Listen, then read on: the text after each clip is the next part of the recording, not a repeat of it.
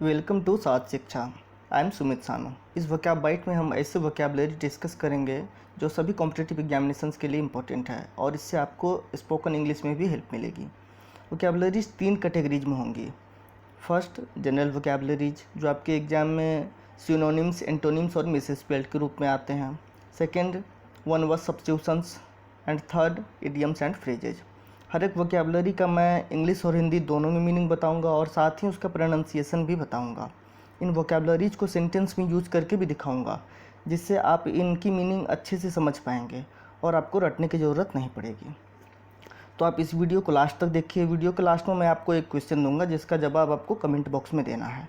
तो चलिए स्टार्ट करते हैं। First word is cogent. COGENT, cogent. Cogent means powerfully persuasive, convincing, मतलब ठोस, अकाट्य, सटीक। जैसे अ कोजेंट एविडेंस, एक ठोस सबूत। अ कोजेंट आर्गुमेंट, एक ठोस तर्क, एक अकाट्य तर्क। अ कोजेंट मेथड, एक सटीक तरीका। इसको सेंटेंस में यूज करके देखते हैं। He did not give a cogent answer to my question about his absence in the class. वो क्लास में एब्सेंट था, उसके लिए मैंने क्वेश्चन पूछा वो क्यों एब्सेंट था, तो उसका कोई उसने सटीक उत्तर नहीं दिया। तो अ कोजेंट आंसर, एक सटीक उत्तर, एक ठोस उत्तर। द जज asked for a cogent evidence showing that the man has committed the crime. A cogent evidence, एक ठोस सबूत। तो जज ने एक ठोस सबूत मांगा जो ये दिखाता होगा कि उस व्यक्ति ने ये क्राइम किया है।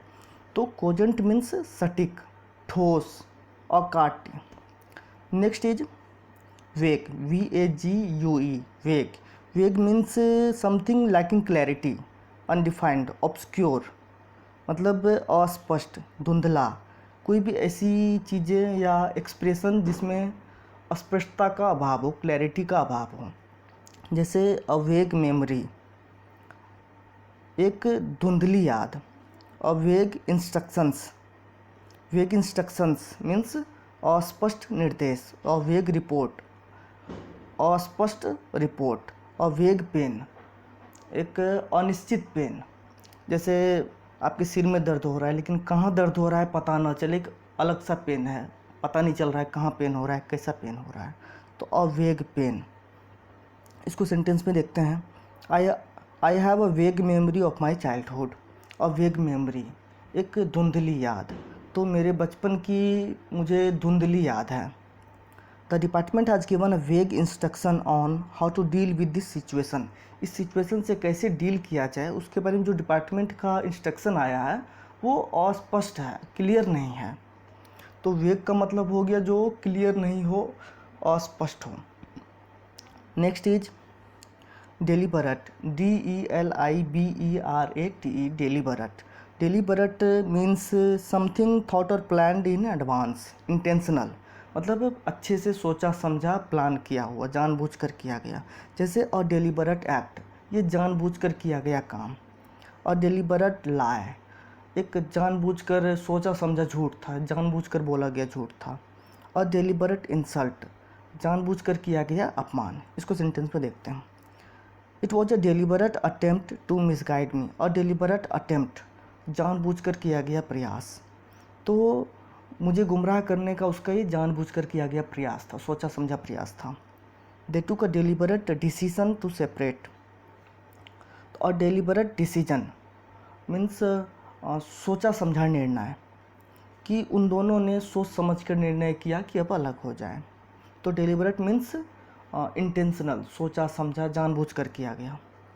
Next is anticipate, ANTICIPAT, anticipate. Anticipate means to expect something to happen, to predict something to happen, मतलब किसी चीज़ की उम्मीद करना, किसी चीज़ का पूर्वानुमान करना। सेंटेंस में देखते हैं। We anticipate that more than 200 people would turn up in the party. हम ये अनुमान करते हैं कि पार्टी में 200 से ज़्यादा लोग आएंगे। Meteorologists are anticipating rain for tomorrow. अच्छा, एक वर्ड आया है यहाँ पर, इम्पोर्टेंट है, मीटियोरोलॉजिस्ट। इसका मतलब होता है मौसम वैज्ञानिक। ऐसे वैज्ञानिक जो मौसम का पूर्वानुमान लगाते हैं कि कल बारिश होगी, इस तरीके का। तो meteorologist are anticipating rain for tomorrow. कि मौसम वैज्ञानिक ये पूर्वानुमान कर रहे हैं कि कल बारिश होगी। तो एंटिसिपेट मीन्स किसी चीज़ की उम्मीद करना, पूर्वानुमान करना। Next is industrious. अच्छा, इस वीडियो में आपने एक्सपेक्ट किया होगा कि मैं हर एक वर्ड का 4-5 सिनोनिम्स और 4-5 एंटोनिम्स बताऊंगा आपको, पर मैंने ऐसा नहीं किया। इसके पीछे एक कारण है। एक वर्ड के कई मीनिंग हो सकते हैं, 7-10 भी हो सकते हैं। हम जनरली किसी वर्ड का 4-5 सिनोनिम्स, 4-5 एंटोनिम्स तो लिख लेते हैं, पर वो किस मीनिंग के अकॉर्डिंग सिनोनिम्स है और किस मीनिंग के अकॉर्डिंग एंटोनिम्स है, ये पता नहीं होता। तो इससे कन्फ्यूजन होता है और याद रखना भी मुश्किल होता है। तो from my point of view better way ये होगा कि अगर आपने हर एक वर्ड की मीनिंग, वर्ड को सेंटेंस में यूज करके अच्छे से समझा है, तो सिनोनिम्स और एंटोनिम्स के क्वेश्चंस आप इजीली कर पाएंगे। तो देखते हैं industrious. Industrious means hard working, laborious, मतलब मेहनती, परिश्रमी। जैसे एन इंडस्ट्रियस स्टूडेंट, एक मेहनती विद्यार्थी। एन इंडस्ट्रियस साइंटिस्ट, एक मेहनती वैज्ञानिक या परिश्रमी वैज्ञानिक। सेंटेंस में देखिए, the industrious young man finished his 4-year degree in 2 years। The industrious young man, परिश्रमी युवक। तो परिश्रमी युवक ने अपने 4 साल का कोर्स 2 साल में समाप्त कर लिया। Our industrious scientists are working day and night to find a vaccine for the pandemic. हमारे मेहनती वैज्ञानिक दिन रात काम कर रहे हैं इस पैंडेमिक के वैक्सीन को बनाने के लिए। तो इंडस्ट्रियस मीन्स सिंपली लेबोरियस, मेहनती। Next is carnivorous, CARNIVOROUS, carnivorous. Carnivorous means animals और plants that feed on other animals, plants, birds, insects, animals और plants that feed on other animals, birds. Meat eater mainly बोलिए, हिंदी में बोलिए तो मांस भक्षी, मांसाहारी। जैसे टाइगर, लायन, जो मांस का सेवन करते हैं। अच्छा, एक वर्ड है और इसी से रिलेटेड, हर्बीवरस, HERBIVOROUS, हर्बीवरस। इसका मतलब होता है ऐसे प्राणी जो पेड़ पौधे खाते हैं। तो आपके यहाँ 2 तरह के मिले, एक ऐसे प्राणी जो पेड़ पौधे खाकर जीवित रहते हैं, दूसरा कार्निवरस, ऐसे प्राणी जो मांस खाकर जीवित रहते हैं, उसको कार्निवरस बोलते हैं। इसी से रिलेटेड एक है ओमनीवरस, ऐसे प्राणी जो पेड़ पौधे भी खाते हैं और मांस भी खाते हैं, उसको ओमनीवरस बोलते हैं। जैसे पिग्स ओमनीवरस होते हैं। इससे रिलेटेड एक और है इंसेक्टिवरस, INSECTIVOROUS, इंसेक्टिवरस। इंसेक्टिवरस मतलब ऐसे प्राणी जो कीट खाकर रहते हैं, कीट भक्षी होते हैं, जैसे बैट्स। नेक्स्ट देखिए, टू पिक होल्स, ये एक इडियम है। इसका मतलब होता है कमियां निकालना, खामियां निकालना, टू फाइंड फॉल्ट्स। सेंटेंस में देखते हैं, my mother in law has a habit of picking holes in everything I do. मेरी सास की हैबिट है कि मैं कुछ भी करूं उसमें कमियां निकालेंगे। My boss keeps picking holes in every project done by me. मेरे बॉस मेरे द्वारा किए गए हर एक प्रोजेक्ट में कमियां निकालते हैं। तो pick a hole, pick holes in everything, pick holes in something, मतलब किसी चीज़ में कमियां निकालना। Next is to flog a dead horse. इस इडियम का आप लिटरल मीनिंग समझिए तो फ्लॉग का मतलब होता है कोड़ा मारना, चाबुक मारना।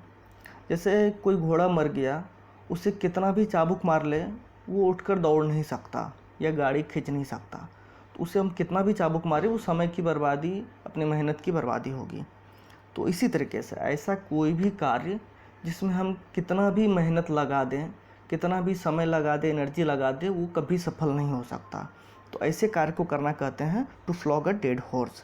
सेंटेंस में देख के समझिए, you are flogging a dead horse trying to persuade him to attend the party, he hates such parties. अब वो ऐसी पार्टियों में जाना पसंद नहीं करता है और आप उसको ज़बरदस्ती बोल रहे हैं कि चलो चलो चलो पार्टी में। कितना भी हम उसको मना लें, वो पार्टी में नहीं आएगा। मतलब उसको मनाना मतलब flogging a dead horse. He is making every possible effort to revive his business, he is flogging a dead horse. उसका बिजनेस चौपट हो चुका है, लेकिन वो फिर भी उसमें पैसा लगाया जा रहा है, मेहनत लगा रहा है। उसको ही पता है कि वो बिजनेस कभी उठकर खड़ा नहीं हो सकता, लेकिन फिर भी वो मेहनत कर रहा है। इसका मतलब he is flogging a dead horse. तो फ्लॉगिंग अ डेड हॉर्स का मतलब ऐसा कोई भी काम करना, उसमें एनर्जी लगाना, एफर्ट लगाना, पैसा लगाना, जो कभी सफल नहीं हो सकता है। अच्छा, अब लास्ट वीडियो के क्वेश्चन का answer. Animals that feed on plants are called. इसका आंसर है हर्बीवरस। अच्छा, इस वीडियो को मैंने इस वर्ड को मैंने इस वीडियो में भी डिस्कस किया है। तो ये देखिए हर्बीवरस। हर्बीवरस का मतलब ऐसे प्राणी जो पेड़ पौधे खाकर जीवित रहते हैं, जैसे एलिफेंट्स हो गए, हॉर्स हो गए। आज आपके लिए आज का question, a place where corpses are buried is called. 4 option है, centenary, cemetery, crematory, none of the above. इसका जो भी आंसर होगा आप कमेंट बॉक्स में दीजिए। और हाँ, ये वीडियो आपको कैसा लगा हमें कमेंट करके ज़रूर बताइए। अगर ये वीडियो आपको अच्छा लगा, आपके स्टडी के लिए हेल्पफुल लगा, तो इस वीडियो को लाइक करके अपने दोस्तों के साथ शेयर कीजिए।